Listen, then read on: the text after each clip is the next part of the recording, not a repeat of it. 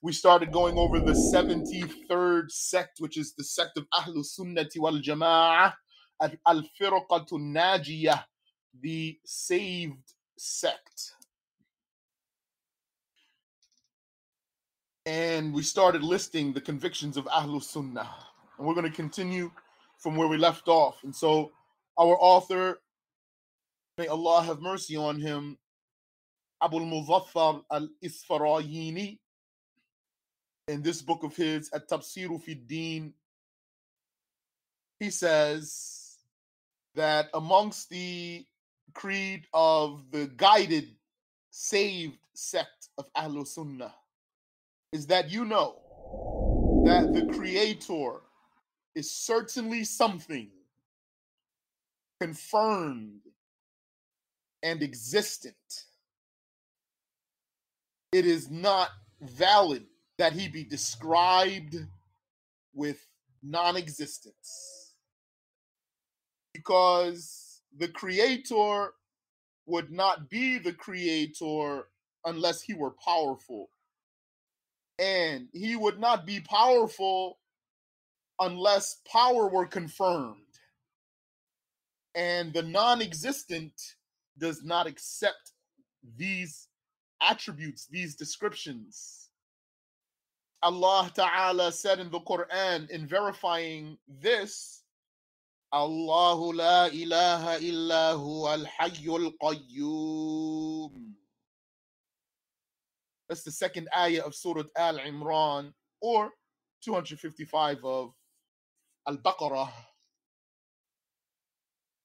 It means Allah, no one is God but He, the living, the Qayyum, Al-Qayyum. As we mentioned last time, Al-Qayyum is one of the names that are special to God. No one else can have that name. And Al-Qayyum is an adjective, a description that comes from the word Qiyam. And Qiyam means confirmation, existence. So Al-Qayyum is the one, is God who exists eternally and everlastingly, without changing. And that you know that the Creator, the glorified and exalted, could not validly be described with being in need or being needy or having a need or having a requirement. Because if God had a requirement, then he would have to stop needing something. If God had a need, he would have to stop needing and then become independent. And that would mean that he changed. That would mean that he had an attribute that went away and then a created attribute that came in its place.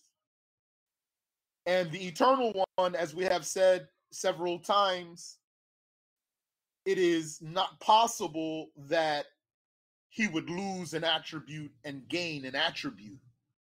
That's contrary to being eternal. That's negating eternality, to lose attributes and gain attributes. And the origin of this creed is also found in the book of Allah when he said, وَاللَّهُ الْغَنِيُّ وَأَنْتُمُ الْفُقَرَاءُ. That's Surah Muhammad, ayah 38. It means Allah is Al-Ghani. Very literally, Ghani means wealthy or rich.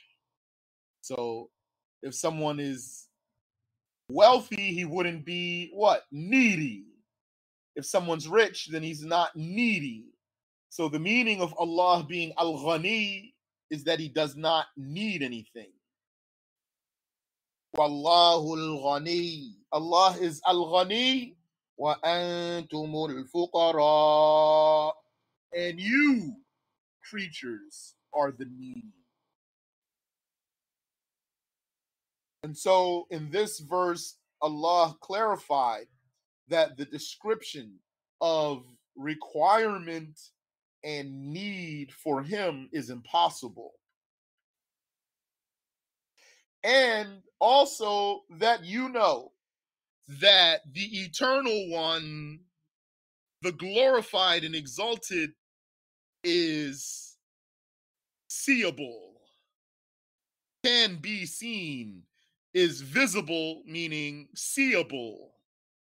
He can be seen. He is seen, meaning can be seen by the eyes. Because whatever cannot be seen, then there is no verification for its existence. Its existence cannot be verified if seeing it is impossible. When we say cannot be seen, we mean impossible. Impossible here. So whatever, if it were impossible that something be seen, then actually there wouldn't even be a way to prove that it exists. And everything that does exist validly could be seen. And there are many proofs in the book of God for this, such as his saying, وجوه يومئذ ناظرة إلى ربها ناظرة. It means faces on that day, brilliant, shining, illuminated, illuminated faces on that day, brilliant, shining faces on that day in the afterlife.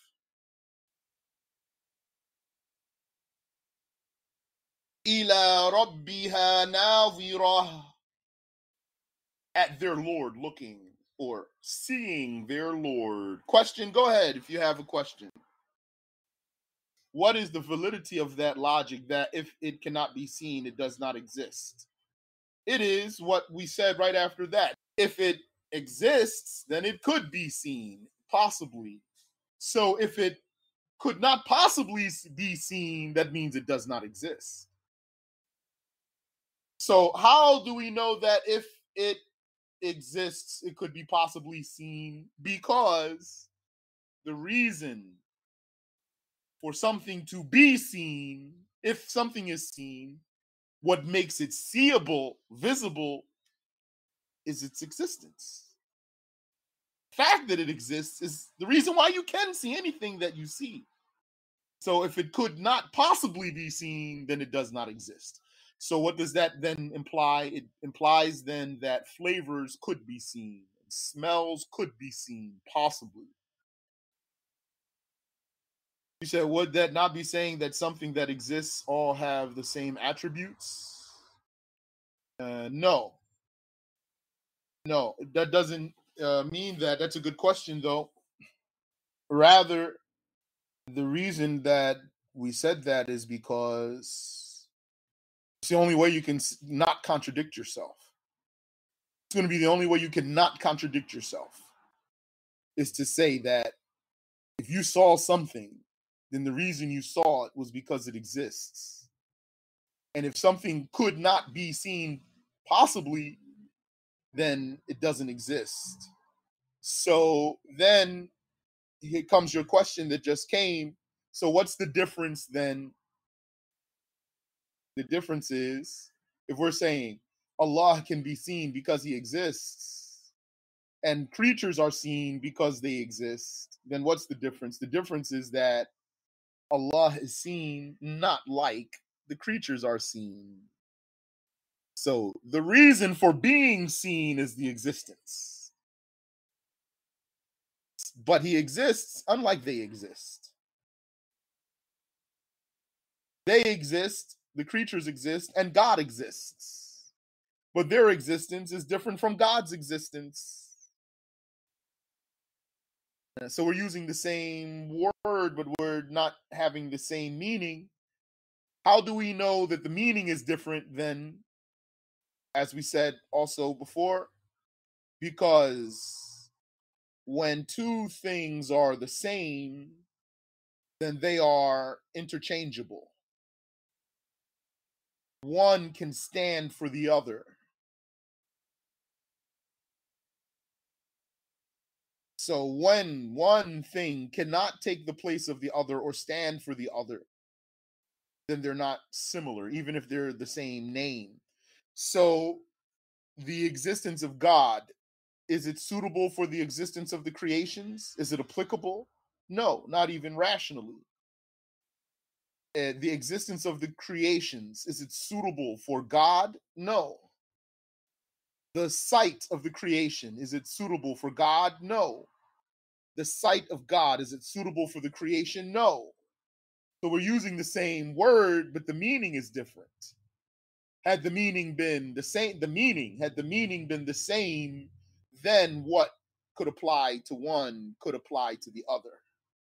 When it was that what applied to one could not apply to the other, then we knew that they're not similar, even if the word was the same. So we say God exists because of the evidence. And we say the creations exist because of the evidence that they exist. Then someone would ask, so then are they alike? The answer is no. Why not? You just use the same word, because the beginningless existence cannot apply to the thing that has a beginning. So it's only the same word, but the meaning is different. And the sight without eyes, the uncreated beginningless sight, is not suitable for the thing that has eyeballs and existing in a direction, right? The uncreated beginningless hearing is not suitable for the one who has ears and eardrums and ear canals, and he's a creature limited to some location, hearing with airwaves. So the meaning is different completely. Only the same word. It's consistency. So let's start from the beginning here, quickly, and run down the reasoning. God exists because there's evidence for that. The creations exist because there's also evidence for that. Okay. Are they the same? No. Question, go ahead. How to identify existence? Either you would sense that existent one, or you would sense the traces of that existent one.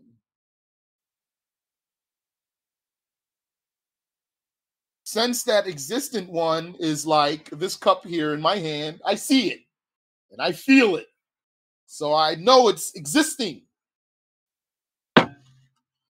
Sense the traces of that existing one is like this world.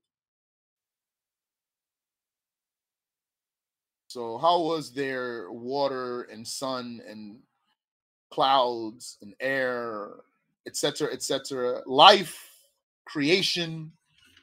Then we knew that there's a creator existing. There has to be, even if we didn't sense himself, but we sense the traces of his power.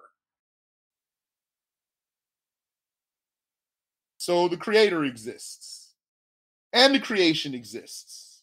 Both of those are confirmed by definitive evidence. So we use the same word. Are they alike? No. Why not? Because according to us, two similars are two different ones who each could replace the other. Even if they're not similar in every way. According to us, according to what we learned from the route of our sheikh in particular, because the scholars had some little difference here in some semantics, some wordings here. So what we took from the route of our sheikh is even if it's not complete 100% identical on both sides. Allah, it's just a consistent. As long as there's one quality between those two that, because of it, one could replace the other in that thing, then they would be alike in that regard. So, for example, I'm a male, another person is a female, so we're not alike in that regard because we cannot replace each other. But I'm a body and the female is a body, so then we could replace each other in that regard, right? So if someone was a judge and another person was a judge, then they're alike in that regard, even if they're different in other regards. One of them knows how to play chess and the other one doesn't. So they're not alike then in that regard. So that's what makes similarity, not the word, but the meaning. The meaning is what makes the similarity. So God exists and the creations exist. That's confirmed. Are they alike since we're using the same word? No. What's the proof? The proof is that one cannot replace the other. So the meaning is different. Okay, now all that's confirmed. Fine. Question, go ahead if you have a question.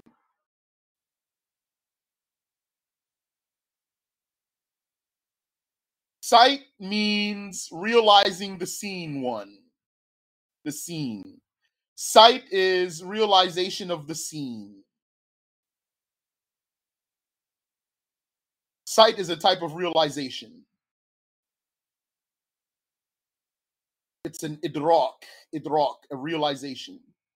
Hearing is also a realization, and knowledge is also a realization.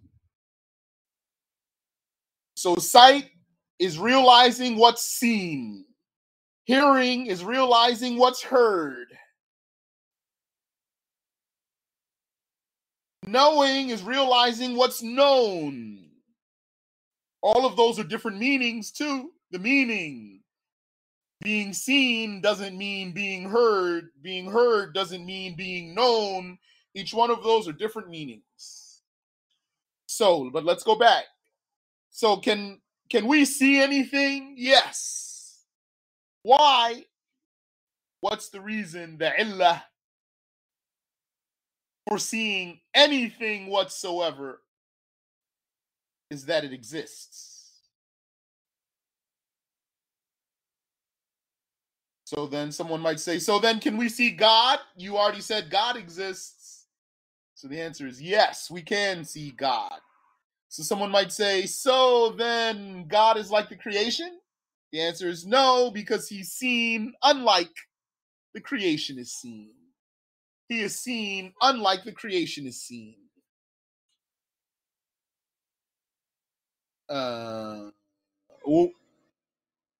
What does that mean? It means he's seen as he is. If you saw anything, you only saw something as it is. In other words, you didn't see something because it's a creation. That's not the reason you saw it. You didn't see something because it's in a place. That's not the reason you saw it. You didn't see something because it's in a place. Someone told you that, that's a mistake. You don't see something because it's in a place. You see something because you have the power to see, and the thing that you see exists. Not because it's in a place that you see it, it's because it exists that you see it. And then when you see it as it is, meaning you see it in a place because that's how it is. You don't see it because it's in a place. You see it in a place because that's how it is. So when you see God as he is. That means without a place, without a form, without a shape, without a direction. So he is seen unlike the creation is seen because he is unlike the creation. Is it clear? Assalamu alaikum. Wa alaikum assalam wa rahmatullah. Okay, what about the person that sees something that isn't there? Yani, his senses are not functioning properly. Okay. That's what that means. His senses aren't functioning properly. Or if his senses are functioning properly, then there's a filter, like water or glass. Wow. Why his senses wouldn't be functioning properly? He might be under the intense heat of the sun, so that it fries some of his circuits, could you call? Or he might be he might be on drugs. Oh. So his senses are malfunctioning. Or he might be looking at something through water or through glass, so he sees it close or far, not like it really is. Or big or small, or not like it really is, though.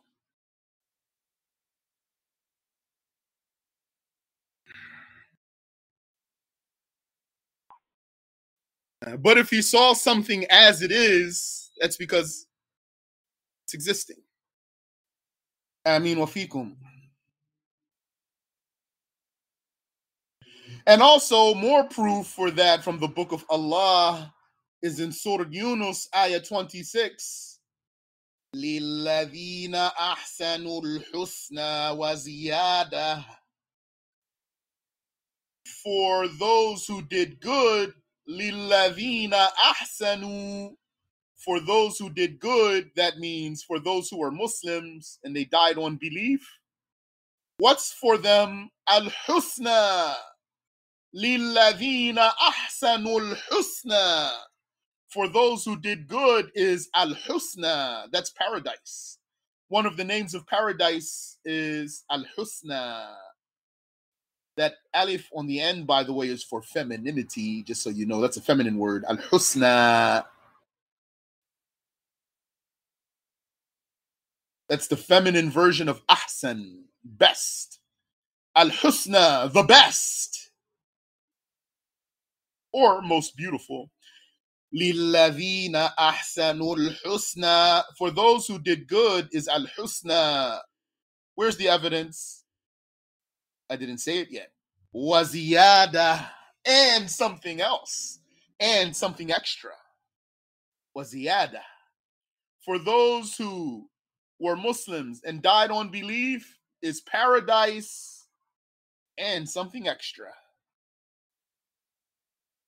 So what's the extra beyond paradise itself? Meaning, after paradise, what else could there be?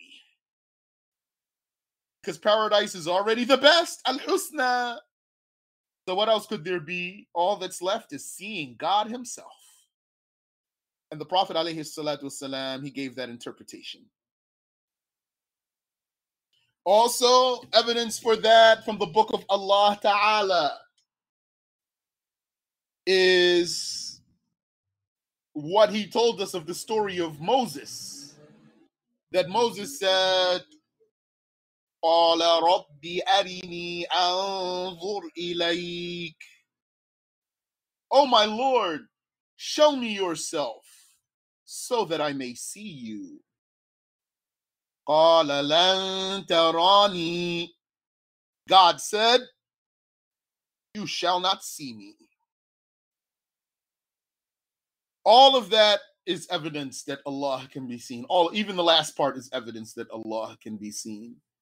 When Allah said, قَالَ لَن تَرَانِي, you will not see me.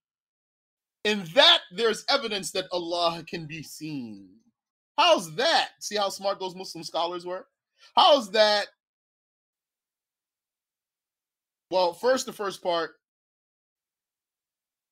had seeing God been impossible, then the one who's described with prophethood would not desire that, and he would not ask for that. The one who has prophethood wouldn't desire the impossible and ask for the impossible. So by his request, we knew that God could be seen. قَالَ رَبِّ أَرِنِي أَنظُرْ إِلَيْكَ. He said, "Oh my Lord, show me yourself so that I may see you." So that request proves that God could be seen, because he wouldn't have asked had he not been seeable. And then God answered his request by telling him, "Lan tarani," you will not see me.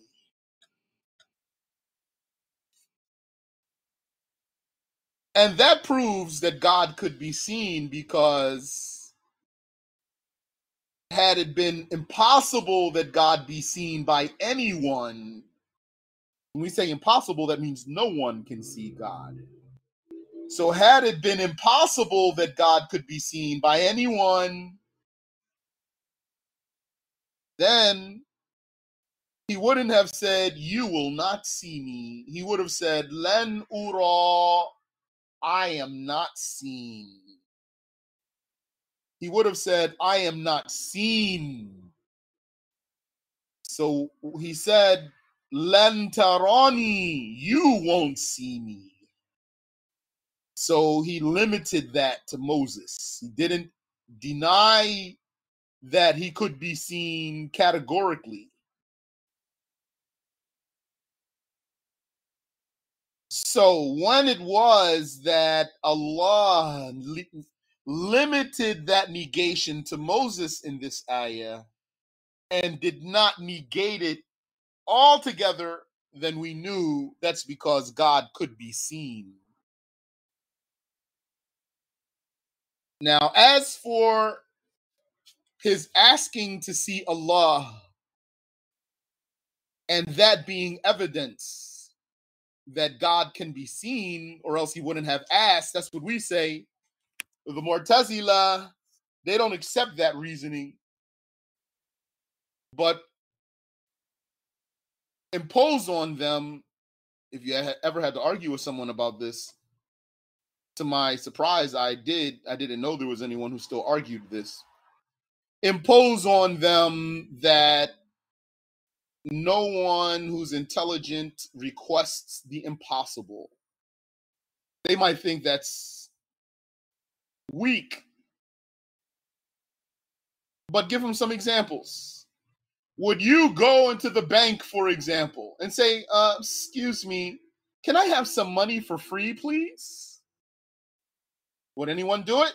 No, because he's positive it won't work.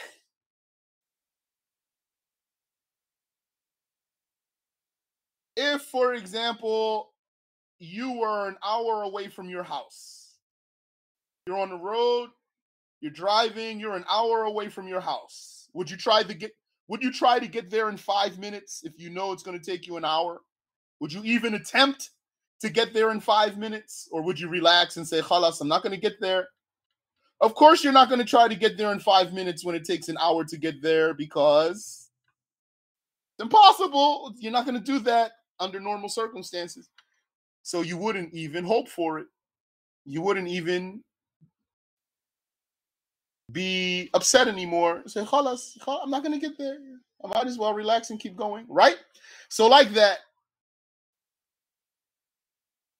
So you challenge a person in this case. Give me one example where someone knows that something is unachievable, and then he goes and asks for it. Seriously. Not talking about a prankster on the internet who does dumb stuff to go viral. Who seriously believes that something is unachievable and then he requests it? No one. So then the fact that Moses asked for that means that God can be seen.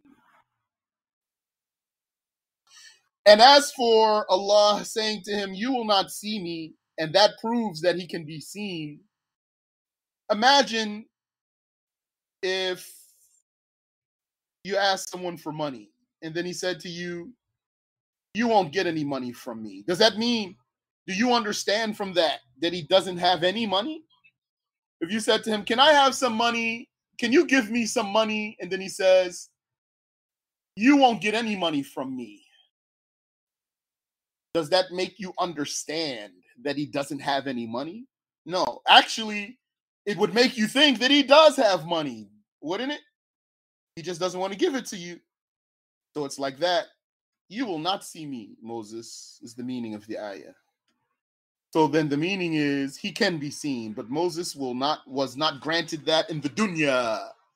But in the afterlife, he will be granted that.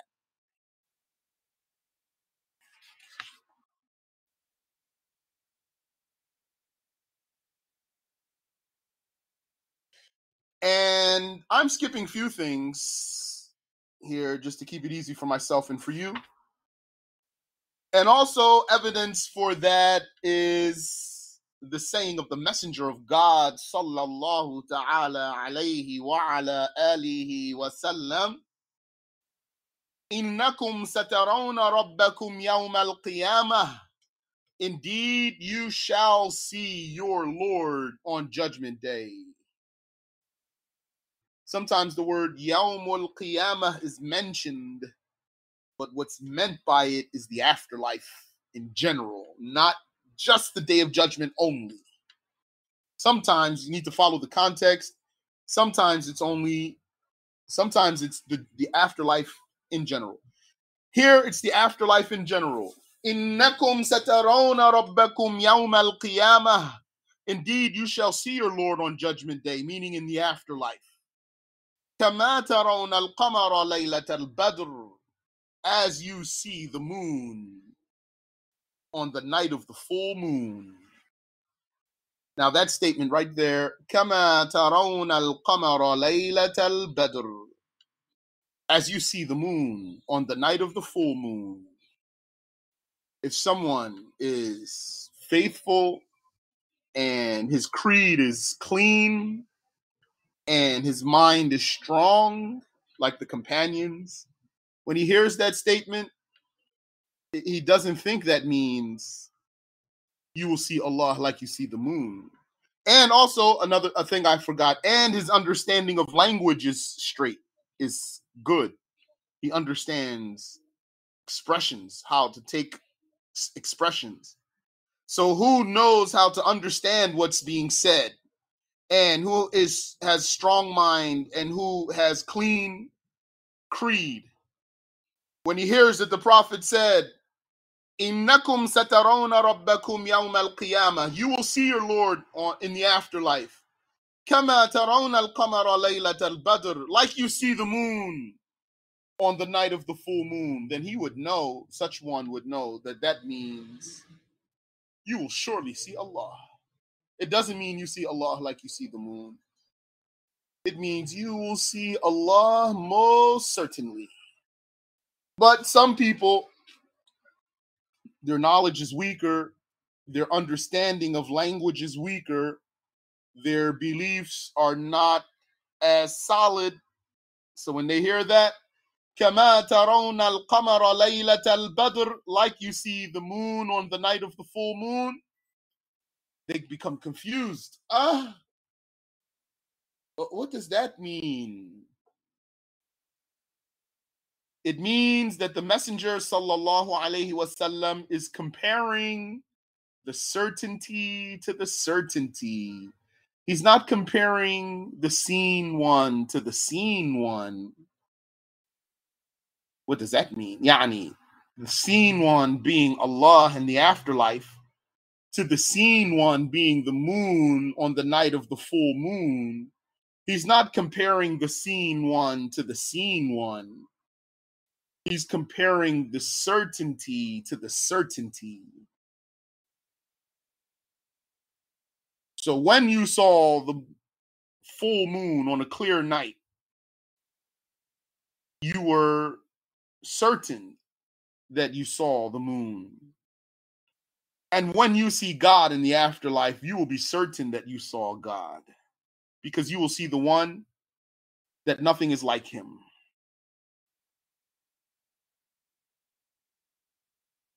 Then he said in the hadith, لا تضامون ولا تضارون في رؤيته. You shall not crowd, nor shall you harm each other in seeing him. As far as I know, the author here merged more than one version of the hadith. I don't know if there is a version of the hadith where both of those last two that I just mentioned to you came in one version together. La tudammuna wa la tudarrun. I know them as two different narrations. So maybe the author here, either he merged two narrations and presented them like one hadith, or there's a version like that, and I don't know it other than what's here in this book. Hakada. So if you don't crowd together to see him, what does that mean? It means then he's not in a place. Because why would you have to crowd together to see something? If there was a little itty bitty TV and everybody wanted to watch the football game, I don't mean American football. Everybody wanted to watch the football game on a small TV screen. So what's going to happen? That means everybody has to gather together and clump together, shoulder to shoulder. Someone's over your head, someone's under your head, because you're all trying to see something limited, something with limitations in a place. So you had to crowd together. Or if you go to the concert, even though there's more space, still there's someone on stage. And even if there's thousands of people there in the stadium, they had to crowd there. They had to gather there to look at something that has limits. So when the Prophet ﷺ said, La tudammun, you will not crowd together to see Allah. Why is that? That's because he's not even in a place.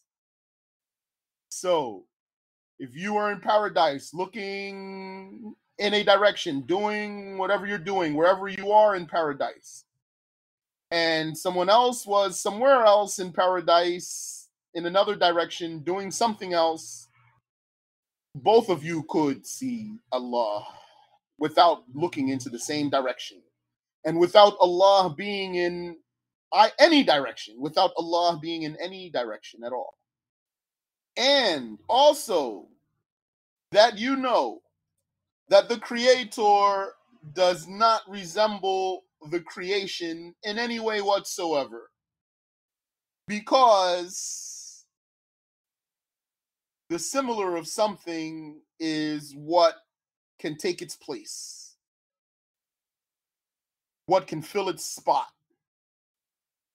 Now, as for those scholars who said the similar of something is its complete identical match in every way, we don't agree with that. So that was said by some scholars, that for two things to be similar, they have to be alike in every way. We don't agree with that. They can be similar in some ways and different in other ways. And in anything that they can replace each other in, they are similar. As for God, he is not similar to anything in any way. And the basis for that from the book of God is his saying, Laysa kamithlihi shay'. Nothing is like him in any way. There is not like him anything. Laysa kamithlihi shay'. There is not like him anything whatsoever. And also his saying, Walam yakul lahu kufuwan ahad. There was not for him ever a match. There was never for him a match, counterpart, or an equal. Yani, he has no similar. Wallahu a'lam. Let's stop there.